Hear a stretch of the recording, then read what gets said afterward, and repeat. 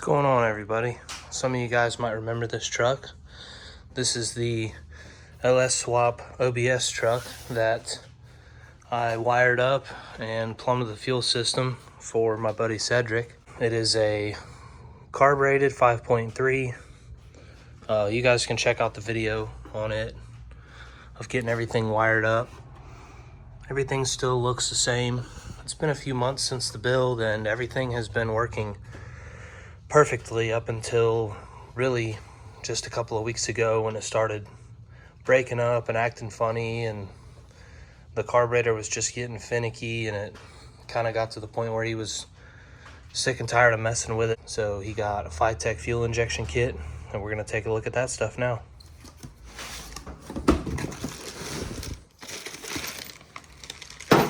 So here's the actual FiTech unit. Those always look really good. This is a little bit of the wiring. This right here is a repackaged Amazon special. It's a FiTech kit that was in a different box and it was discounted. So I checked everything out earlier with Cedric while he was over here, and everything looks to be pretty good. So I'm gonna check all this stuff out, compare the fuel fittings to the fuel cell, and kind of just inventory and go over everything and make sure we've got everything we need. So just to kind of go over what I normally do whenever I install these, I usually use the regular 6AN FiTech like 600 horsepower fuel pump kit. The fuel pumps are cheap to replace. I do recommend getting a spare just to throw in the toolbox, because that's like really the weak link of the fuel system. All the fittings are usually pretty nice. So far I have put fuel cells in with these FiTech systems.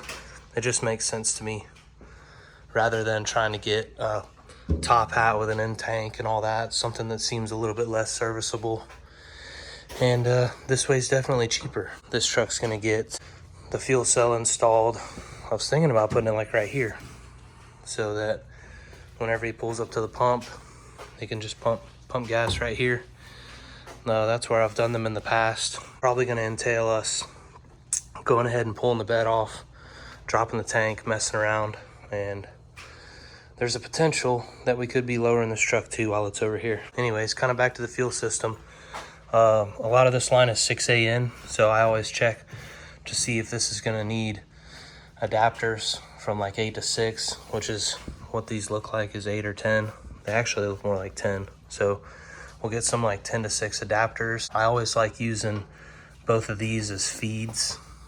Like on my C10, you can't really have too much fuel on the backside of the pump. It just makes it to where it'll really never run dry. So they say you're supposed to run one size bigger hose to your pump than out of the pump to the front. So if we do an 8 back here from all this to the pump, going 6 up front would be really ideal. So 2 8s into a 6 would be perfect, more than enough. And really, I like doing them like this and going ahead and setting up the fuel lines and pre-filters and post-filters and all that stuff, because it's very easily upgradable. They make pumps that pretty much fit right in place of these, that push quite a bit more. That's what Blake's got on his truck.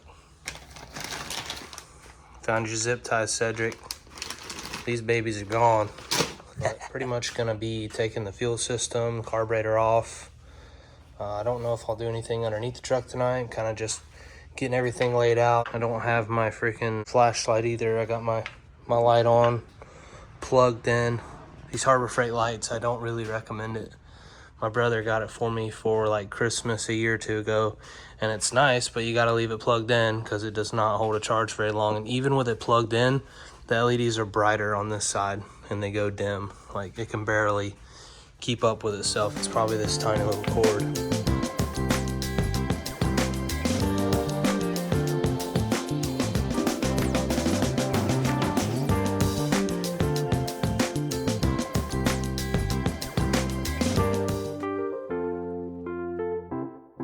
Alright guys, I got the FiTech unit here and I wanted to show y'all something. This is right out of the box. The fuel pressure regulator line is just about pinched. Whenever I bend it around like this, it's almost got a split from how long it's been sitting folded like this. So even brand new parts need to be inspected, guys. All right, we're back. It's the next night. After I did the tear down, I got a little carried away and started running some wires. And I wasn't videoing because the lighting was really bad. Like I already said, this light sucks. The main harness that comes off the FiTech actually runs down here. It runs along here. And it goes straight to this little FiTech fuse block, dealio. Basically, the way this thing works is you have your orange and red wire. Those are your main wires. See, the red one comes around here, and it's going to actually go to the 12-volt constant block. And then I have the orange wire running up here, and it's going to actually go, it runs along this. It'll go all the way to the fuel pump. The other harness is this little one right here, and they also run from up there, but it comes down and splits and goes right here. So the black wire is AC in. This is for fan signal. The white wire here is for key on, and then there's the blue wire that runs up here for tack signal. And this gray wire right here is our tack signal from the MSD LS deal. All that was super easy and straightforward to wire. The other part of this system is the screen for inside and the O2 sensor. Both of those come off the back. This is the two plugs right here for the screen, and those just run underneath the brake booster, and they run right into this grommet. The other harness that comes down here is for the O2 sensor. It's right here, and it goes and just kind of runs wild down there. I got the throttle cable almost hooked up. I had to swap this little piece over from the old carburetor. Tonight, we're probably gonna take all these old fuel lines out. I wish this thing had a high pressure pump, because one of these is feed and one's return. I could literally just hook them right up. That would be cool. One other thing I ran into was not having enough small vacuum ports on the FiTech, but it's okay. There's a 3/8 one right there. This one is for the transmission. It's a Turbo 400. And then there's another one for the timing, and it actually hooks to the MSD. I could put them on the intake, but I've already got the brakes on the intake. So I'm gonna put a vacuum tee off of this, and it's 3/8 down to these two. So I nipped a little piece off one of these because they're pretty long, and I'll find a vacuum tee for that. I didn't have any of my crimping tools or heat shrink or anything like that, so I'm gonna go ahead and wire those couple items up real quick. I'm probably gonna check out where that AC in wire goes first. So we're gonna do a little wiring and then probably crawl up underneath it and get the old fuel system out. All right, guys, I skipped ahead just a little. Kind of was just in the zone today. So right now I'm doing a transfer of fuel from the stock tank with my little rig here. We're gonna go ahead and remove the stock tank from this thing since it won't be used anymore. I got the, oh, here comes the data lac. Am I gonna get a rev? Nope, no rev tonight. So I got the bed off, obviously. Had to take the liner out, the hitch is in there, toolbox, tailgate, and all's off. The upper square right there was already cut.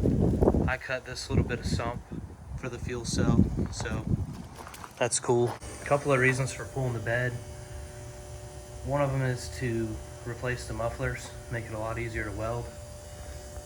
While I've got that driver's side pipe cut, I'm gonna go ahead and drop it off the manifold and put the O2 sensor bung in that exhaust. So kind of killing two birds with one stone there. We're gonna go ahead and put the drop kit on this thing. So we've got new hangers for there, and we've got shackles for the rear. So this thing is gonna get a 4-inch drop in the back with new shocks. And then the front's jacked up right now, but we're gonna put 2-inch drop springs in the front and new shocks on the front as well. So this thing's gonna get like I was hoping, a pretty good transformation, so stay tuned.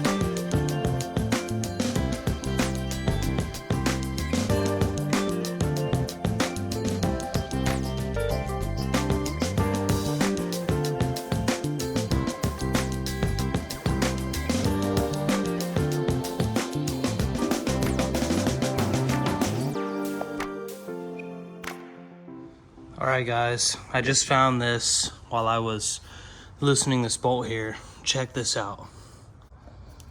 The leaf spring is completely broken. Literally just barely hanging on. I bet this top piece could probably be like chipped right off there with a pry bar. I have never seen anything like that. That's crazy. I guess we'll be on the lookout for some leaf springs tomorrow. Cool.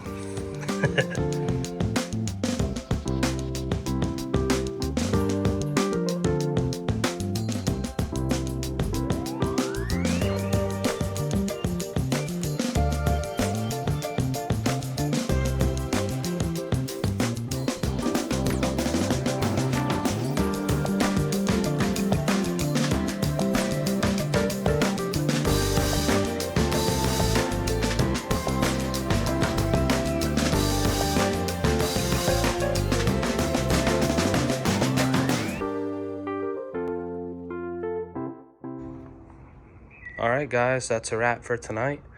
Got the shocks off the rear. Gonna wrap the night up with that. He's getting a leaf spring from the junkyard tomorrow. Probably just gonna replace this one. I'm gonna go ahead and make sure we've got bolts for the front hangers for tomorrow. And if not, I'll swing by and grab those from Tractor Supply. The old tank's been removed. All the old lines have been removed. Yep, that's it. We'll be back tomorrow. All right, y'all, so it is Saturday night. I'm just gonna go over everything we did today, which was a lot. I didn't video anything because I had just done the whole hanger and shackle video in that last two C10 videos ago. So we started off grinding the factory leaf spring hangers off and bolted the 2-inch drop hangers on. During the process of all that, we replaced this leaf spring. Pretty cool. Then we ended up putting the shackles on it too. A couple of new U-bolts. Something else we found. So this is the U-bolt. Kind of went like that. I cut it because look at that. Whenever I went to loosen this one, it snapped right off. The little bottom plate was slammed full of mud. So that's something to check on the OBS trucks, guys. That's scary. So between the leaf spring that was broke and that, we were hanging on by a thread. Yep. We got the mufflers changed out. Don't look at the welds.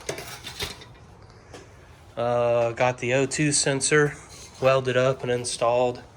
Haven't done anything under the hood today, so it's mainly been all the suspension stuff. So, new shocks. Got the new shocks in. Cut the e-brake cables off. They didn't work anyways. So we did all this, and we're 100% done and ready to go ahead and put the bed back on, I believe. So we're going to set this thing on the ground with the 4-inch drop for the first time and take a look at it. Hey.